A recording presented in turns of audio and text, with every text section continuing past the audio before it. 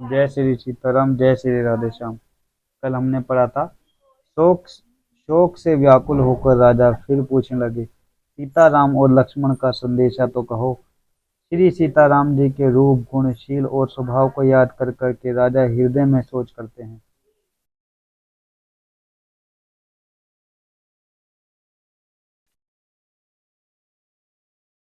और कहते हैं, मैंने राजा होने की बात सुनाकर वनवास दे दिया। यह सुनकर भी राम के मन में हर्ष और विषाद नहीं हुआ। ऐसे पुत्र के बिछड़ने पर भी मेरे प्राण नहीं गए। तब मेरे समान बड़ा पापी कौन होगा। हे सखा, श्री राम, जानकी और लक्ष्मण जी जहाँ हैं, मुझे भी वहीं पहुंचा दो। नहीं तो मैं सत्य भाव से कहता हूँ कि मेरे प्राण अब चलना ही चाहते हैं। राजा बार बार मंत्री से पूछते हैं, मेरे प्रियतम पुत्रों का संदेशा सुनाओ। हे सखा, तुम तुरंत वही उपाय करो जिससे श्री राम, लक्ष्मण और सीता जी को मुझे आंखों से दिखा दो। मंत्री धीरज धरकर कोमल वाणी से बोले, महाराज, आप पंडित और ज्ञानी हैं। हे देव, आप शूरवीर तथा उत्तम धैर्यवान पुरुषों में श्रेष्ठ हैं।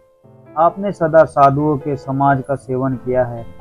जन्म मरण, सुख दुख के भोग, हानि लाभ, प्यारों का मिलना बिछड़ना, ये सब हे स्वामी काल और कर्म के अधीन रात और दिन की तरह बरबस होते हैं। मूर्ख लोग सुख में हर्षित होते हैं और दुख में रोते हैं, पर धीर पुरुष अपने मन में दोनों को समान समझते हैं। हे सबके हितकारी रक्षक, आप विवेक विचार कर धीरज धरिए और शोक का परित्याग कीजिए। श्री राम जी का पहला निवास मुकाम तमसा के तट पर हुआ, दूसरा गंगा तीर। सीता जी सहित दोनों भाई उस दिन स्नान करके जल पीकर ही रहे। केवट निषादराज ने बहुत सेवा की। वह रात सिंगेश्वरपुर में ही बिताई।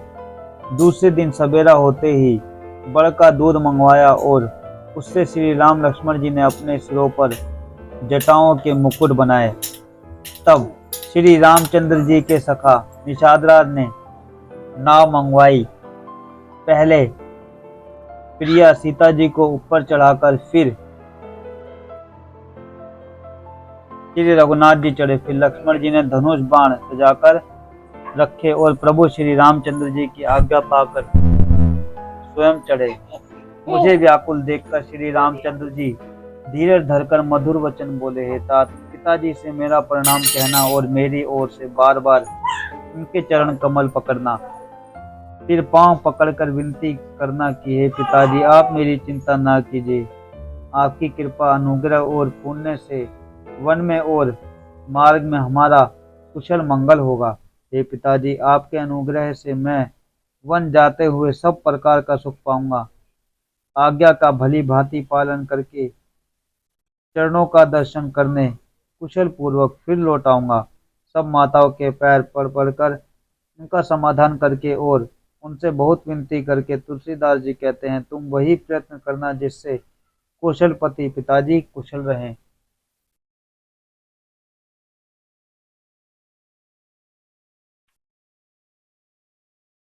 बार बार चरण कमलों को पकड़कर गुरु वशिष्ठ जी से मेरा संदेशा कहना कि वे ही वही उपदेश दें जिससे अवधपति पिताजी मेरी सोच ना करें। हे तात, सब पुरवासियों और कुटुंबियों से निहोरा अनुरोध करके मेरी विनती सुनाना कि वही मनुष्य मेरा सब प्रकार से हितकारी है जिसकी चेष्टा से महाराज जी सुखी रहें। भरत के आने पर उनको मेरा संदेशा कहना कि राजा का पद पा जाने पर नीति न छोड़ देना। कर्म, वचन और मन से प्रजा का पालन करना और सब माताओं को समान जानकर उनकी सेवा करना। और हे भाई, पिता, माता और स्वजनों की सेवा करके भाई पने को अनंत निभाना। है तात, राजा पिताजी को उसी प्रकार से रखना जिससे वे कभी किसी तरह भी मेरी सोच ना करें। लक्ष्मण जी ने कुछ कठोर वचन कहे, किंतु श्री रामचंद्र जी ने उन्हें बरचकर फिर मुझसे अनुरोध किया और बार बार अपनी सौगंध दिलाई और कहा, हे तात लक्ष्मण का लड़कपन वहां ना कहना। प्रणाम कर। सीता जी भी कुछ कहने लगी थी, परंतु स्नेहवश वे शिथिल हो गई। उनकी वाणी रुक गई, नेत्रों में जल भर आया और शरीर रोमांच से व्याप्त हो गया। उसी समय श्री रामचंद्र जी का रुख पाकर केवट ने पार जाने के लिए नाव चला दी। इस प्रकार रघुवंश तिलक श्री रामचंद्र जी चल दिए और वे छाती पर वज्र रखकर खड़ा खड़ा देखता रहा। और मैं छाती पर वज्र रखकर खड़ा खड़ा देखता रहा। मैं अपने कलेश को कैसे कहूँ, जो श्री रामचंद्र जी का यह संदेशा लेकर जीता ही लौटा आया हूँ। ऐसा कहकर मंत्री की वाणी रुक गई। वे चुप हो गए और वे हानि की गिलानी और सोच के वश हो गए। सारथी सुमंत के वचन सुनते ही राजा पृथ्वी पर गिर पड़े। उनके हृदय में भयानक जलन होने लगी। वे तड़पने लगे। उनका मन भीषण मोह से व्याकुल हो गया, मानो मछली को मांझा व्याप गया हो, पहली वर्षा का जल लग गया हो। सब रानियां विलाप करके रो रही हैं। उस महान विपत्ति का वर्णन कैसे किया जाए। उस समय के विलाप को सुनकर दुख को भी दुख लगा और धीरज धीरज का भी धीरज भाग गया। राजा के रावले रानिवास में रोने का शोर सुनकर अयोध्या में बड़ा भारी कोहराम मच गया। ऐसा जान पड़ता था मानो पक्षियों के विशाल वन में रात के समय कठोर वज्र गिरा गिरा हो। राजा के प्राण कंठ में आ गए, मानो मणि के बिना सांप व्याकुल मरणासन हो गया हो। इंद्रियां सब बहुत ही विकल हो गई, मानो वह जल के तालाब में कमलों का वन मुरझा गया हो। कौशल्या जी ने राजा को बहुत दुखी देखकर अपने हृदय में जान लिया कि अब सूर्यकुल का सूर्यास्त हो चला। तब श्री रामचंद्र जी की माता कौशल्या हृदय में धीरज धरकर समय के अनुकूल वचन बोली।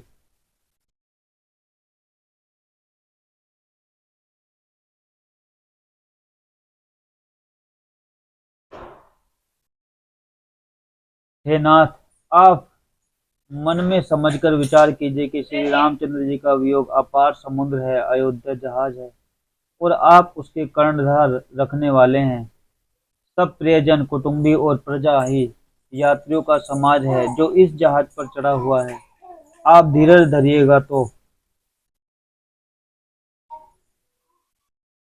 सब पार पहुंच जाएंगे, नहीं तो सारा परिवार डूब जाएगा। हे प्रिय हे प्रिय स्वामी, यदि मेरी विनती हृदय में धारण कीजिएगा तो श्री राम जी, लक्ष्मण जी, सीता जी फिर मिलेंगे। प्रिय पत्नी कौशल्य के कोमल वचन सुनते ही राजा राजा ने आंखें खोलकर देखा, मानो तड़पती हुई दीन मछली पर कोई शीतल जल छिड़क रहा हो। धीरे धरकर राजा उठ बैठे और बोले, सुमंत्र कहो, कृपालु श्री राम कहाँ हैं? लक्ष्मण कहाँ हैं? स्नेही राम कहाँ हैं? और मेरी प्यारी बहू जानकी कहाँ है? राजा व्याकुल होकर बहुत प्रकार से विलाप कर रहे हैं। वह रात युग के समान बड़ी हो गई, बीतती ही नहीं। राजा को अंधे तपस्वी श्रवण कुमार के पिता के शाप की याद आ गई। उन्होंने सब कथा कौशल्या से कह सुनाई।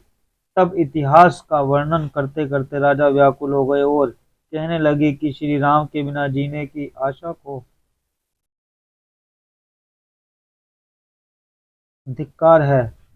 मैं उस शरीर को रखकर क्या करूंगा जिसमें मेरे प्रेम का प्रण नहीं निभाया।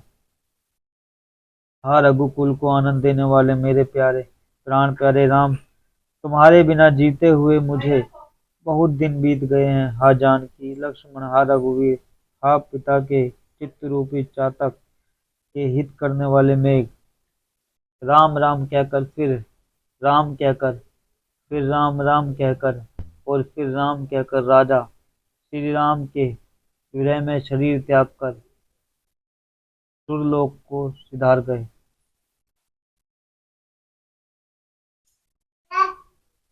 जीने और मरने का फल तो दशरथ जी ने ही पाया। जिनका निर्मल यश उनको ब्रह्मांडों में छा गया। जीते जी तो श्री रामचंद्र जी ने श्री रामचंद्र जी के चंद्रमा के समान मुख को देखा और श्री रामचंद्र जी के